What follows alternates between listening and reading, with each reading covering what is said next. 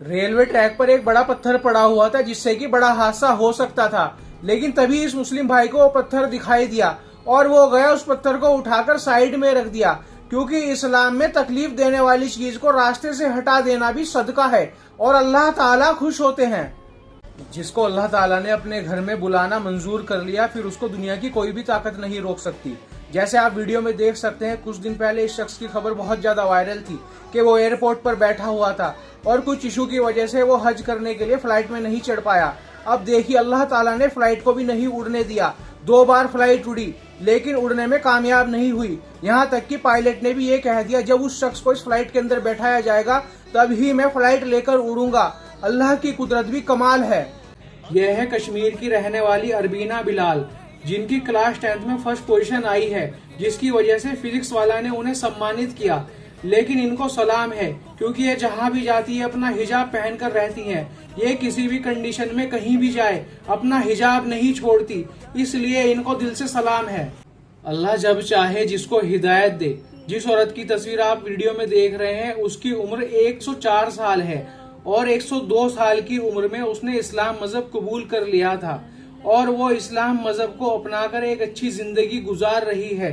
उसके लिए कमेंट में एक बार अल्लाहु अकबर जरूर लिखें। ये मुसलमान की ईमानदारी और देशभक्ति है कि आप वीडियो में देख सकते हैं कि पूरा स्टेज ढह गया, सब गिर गए, लेकिन चाचा ने तिरंगा नहीं झुकने दिया। तुम्हारी जेब में और तुम्हारे बैंक में कितना पैसा है ये सक्सेस नहीं है, बल्कि सक्सेस तो ये है कि तुम नमाजी हो और तुम्हारी नमाज के अंदर कितना सुकून है, कितने सुकून के साथ और सही तरीके से तुम नमाज पढ़ते हो, आखिरत की तैयारी करते हो। ये असली सक्सेस है, भले ही तुम्हारी हालत खस्ता हाल ही क्यों ना हो। इस छोटी सी वीडियो से 2 चीजें समझ में आती हैं। एक तो स्कूल का बच्चा बैठा हुआ है जिसके पास सारी फैसिलिटीज हैं, और एक दूसरा बच्चा बैठा हुआ है जिसके पास पहनने के लिए अच्छे कपड़े नहीं हैं और वो कुछ बेचता है अपना गुजारा करने के लिए। इससे ये बात समझ में आती है कि दुनिया की जिंदगी असल नहीं है, यहाँ पर उतार चढ़ाव है। आखिरत की जिंदगी असल है, इसीलिए आखिरत की तैयारी जरूर करनी चाहिए ताकि अल्लाह ताला हमें तोहफे में जन्नत दें, और जन्नत की ही तैयारी करनी चाहिए और जहन्नम से बचने के लिए तैयारी करनी चाहिए और अल्लाह के हुक्म नबी सल्लल्लाहु अलैहि वसल्लम के तरीके पर पूरी जिंदगी गुजारनी चाहिए। पुणे में एक साथ 2 शादियां चल रही थी, एक हिंदू और एक मुस्लिम। तभी अचानक से तूफान आ जाता है और जो सेटअप होता है हिंदू शादी का वो पूरा का पूरा बर्बाद हो जाता है। फिर मुस्लिम वेडिंग वालों को देखिए कि वो अपनी स्टेज शेयर करने के लिए देते हैं हिंदू शादी वालों को।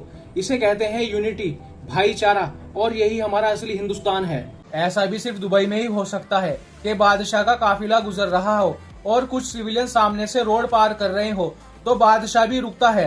पहले सिविलियंस रोड पार करते हैं फिर ही बादशाह चलता है, क्योंकि वहाँ पर लोग ईमानदारी से काम करते हैं और हर आदमी की वैल्यू है। ऐसा नहीं कि पहले वीआईपी निकलेंगे और वीआईपीओ के लिए एम्बुलेंस को भी रोक दिया जाता है। दोस्तों, अगर देश के ईमानदार टीचर की बात की जाए तो केरल के अब्दुल मलिक का नाम जरूर आएगा, क्योंकि वो 20 सालों से एक नदी पार करके बच्चों को पढ़ाने के लिए जाते हैं।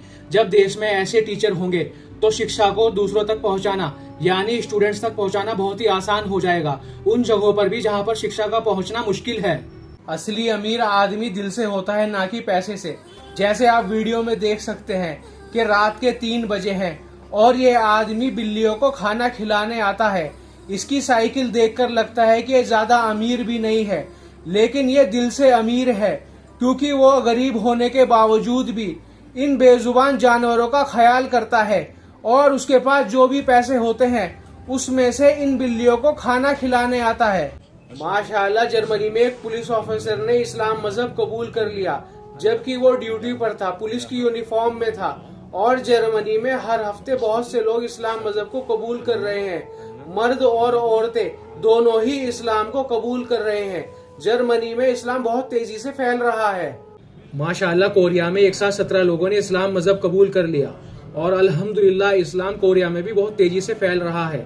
लोग कुरान शरीफ को पढ़ते हैं और फिर उनको इस्लाम मजहब समझ में आता है, अल्लाह के हुक्म और नबी सल्लल्लाहु अलैहि वसल्लम की सुन्नतें समझ में आती हैं, फिर वो इस्लाम मजहब को अपना लेते हैं।